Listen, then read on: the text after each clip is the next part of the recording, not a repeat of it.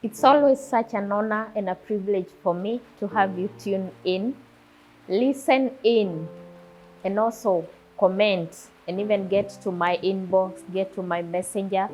I'm so grateful that together we are getting to walk this journey.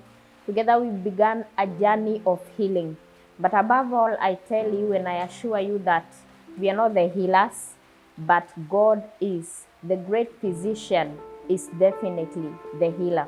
Now, thank you so much for all of you that have continually tuned in, all of you that have kept on sending me some of the topics that you would want to see us tackle on this segment. We really appreciate. At least we know that there's someone out there who is listening, there's someone out there who is getting to learn. And thank you so much for tuning in and listening in to the segment that we had with Rosie, Madam Rosie Rairia Omole. And I know that most of you got to learn. Most of you got to reach out to her, and she's been giving me a good report because most of you are willing to reach out. You remember one of her parting shot was that we need to speak to heal. We need to speak in order to heal. Now today we are here for a different cause altogether, but that is related to something that we've done in the recent past. We tackled something that I was calling trauma bonding. And now I got an inbox, someone asking me, how do you know that you are trauma bonded? How do you get to know that you're trauma bonded? And I endeavored to go through the 7 stages of trauma bonding. Remember that we said that trauma bonding that does not happen overnight. So it's not something that you just get yourself into and you say that I'm trauma bonded today because you've gotten into a relation or another today. No, it's something that is a process. Now, to begin with, the stage number 1 is called love bombing. Love bombing is the stage number 1. And as the word or the term says, there is a lot of what we would call love. But now you realize that this is not the true love. This is not the genuine love that we would want out there. Now this is control dressed as love, dressed as concern, and it's actually an invasion to your boundary.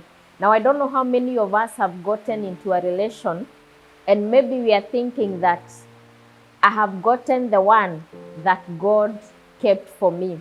You know, we women do not know how to hide our issues of love. We love taking it out there. We will share it with our girlfriends. We will share it in our chamas, wherever it be.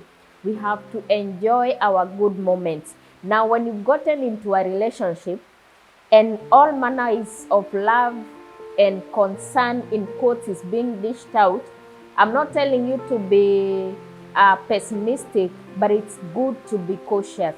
Why? Because these people, remember that they are abusers and they are coming probably from a previous relationship, just as you are. They're coming from a previous relationship. And number 1, they will always play the victim. They will never tell you the reason why they left the other relationship. They'll always tell you, my ex was a psycho. They'll always tell you that my ex this and that. They want you to move in or to move in with you very fast. They'll even want an arrangement where they are meeting your parents very soon and telling you, oh, you know, I would even want us to get married in a fortnight. Who would not want that? Every girl wants to feel appreciated and loved. And you see all manner of love being dished out to you. But here is a caution. Kindly, before you settle for this and say that finally I've gotten the one heavens made for me. Now it's good for us to look on the inside, because remember that we are looking on the inside. And for us, the reason why we get trauma bonded is because we have been wounded before. Now here is someone that is offering and dishing out love. But remember that this is not genuine love. This is control. They want to control everything you do, dressed as love, dressed as concern. Now we should be very cautious. Now stage number 2, after the love bombing, is the stage of gaining trust and establishing dependency.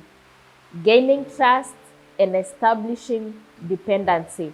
Now, your abuser or whoever it is you are trauma bonded with does everything to win your trust.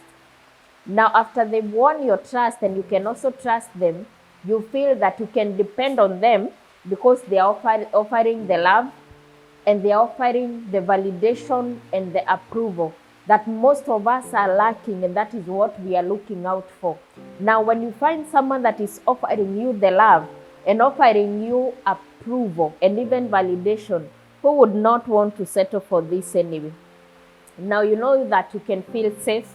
You know that you can tell them anything. You know that you can share anything with them. You can share your secrets with them.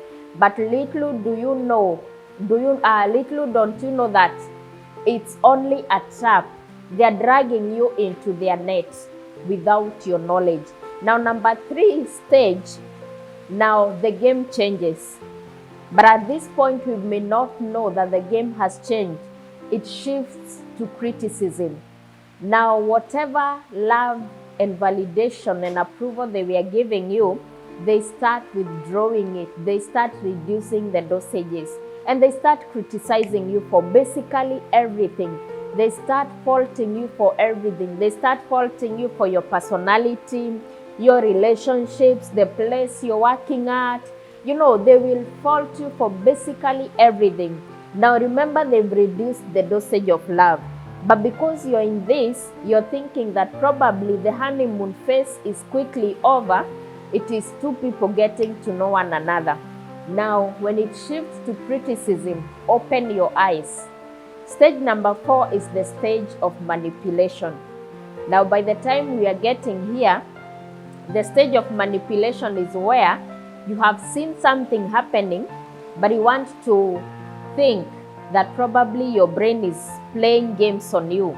Probably it is not what I'm thinking. Probably this person is not abusive. Probably what they are doing, they did not want to do it, but I am the one who made them do it. Now, how do they manipulate you? They manipulate you in this way. They keep on telling you that if only you can trust me and do exactly as I say, then I would revert to stage number 1 of loving you again. And now you start doing things their way. That if only you can trust me, if only you could hear me out and stop doubting me and do the things as exactly the way I say, then I would go back to loving you. Now that quickly, you know, we are thinking that it's a honeymoon that is quickly coming to an end. Now the stage number 5, after the manipulation, is where you give up control. Now, by this time, you do not know where you are at this time. By this time, you're thinking, if only I can do things their way, that's the only way. Maybe I can find peace in this. I only want peace. This is the only way I know. Let me give up whatever I knew. Because remember, you've been manipulated. You've not been able to do things your way. Now you've given up control because you're thinking, if I did things their way, probably they will go back to loving me. Remember now, by this time, you are also, the game has changed. So it is you now who is loving them. It is you now who is increasing the dosages of love. Now stage number 6 quickly comes in. After giving up control, you lose yourself. Now at this point, you do not know what you want. At this point, your self-esteem is at its lowest. At this time, even by the time people are telling you that, can't you see, you have lost all you know. You do not know what to believe anymore. Now, if you try raising any queries, if you try raising any concerns, the fighting and the abuse increases. Now you settle and you decide, for the sake of peace and for this fighting to cease, let me just accept the status quo. And by this time now, you can tell that there's nothing. I do not know how now I can come out of this thing. And now that helplessness leads us to step number 7. Step number 7 now is the emotional addiction. Now, I talked about people who are addicted to alcohol last time.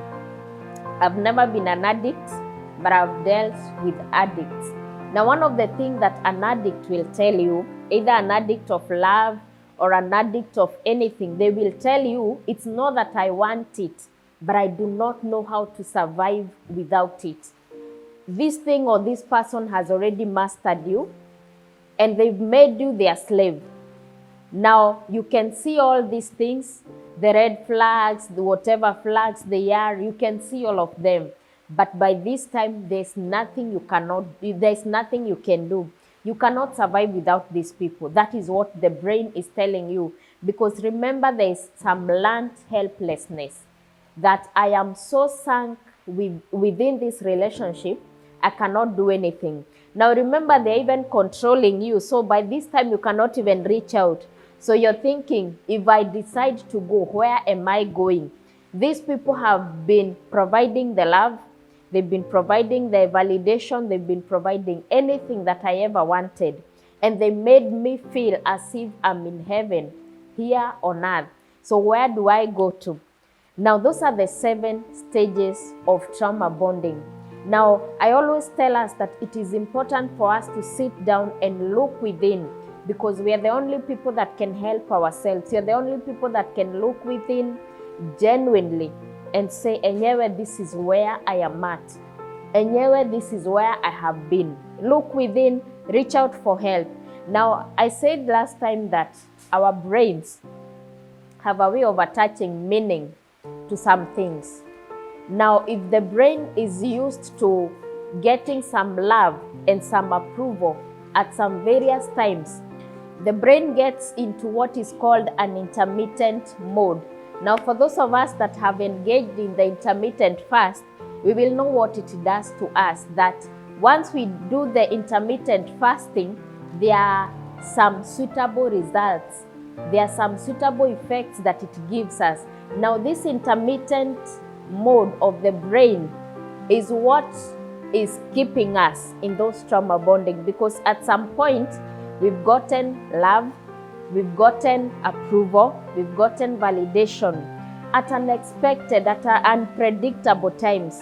So when those come to us and we feel good, then it is recorded into our brains and it is given meaning. Now, that is one of the reasons why we tend to stick in trauma bonds. Now, what am I saying? It is possible to come out of a trauma bond. Am I saying you just snap out of it? No, that is not what I'm saying. Look within. If you cannot reach out to a human being, there is help from above. There is always help from above. But the first solution comes with acknowledging that I'm in this thing. I cannot be able to come out of it myself. So once you realize that and acknowledge that I am in a pit and I need to come out of it, then you can be able to reach up and even reach out. Thank you so much for always being a blessing. I'm looking forward to see each one of you. You know, most of you have become my friends, even when I have not touched your hands, but I know that we are touching each other's heart.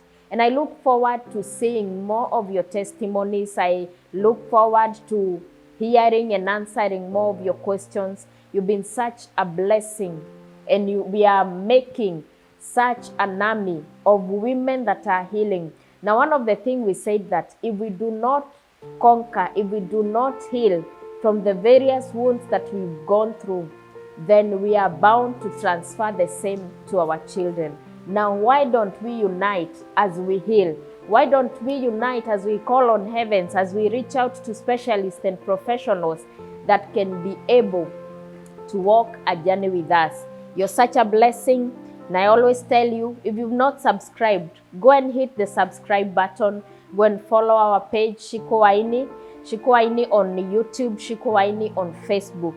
You're such a blessing. Do not forget that you're valuable, that even if no one has ever told you, you're very valuable. Now, from me for now, it's a God bless, and I pray that you're able to look within and that you're able to heal. The Lord bless you. Shalom.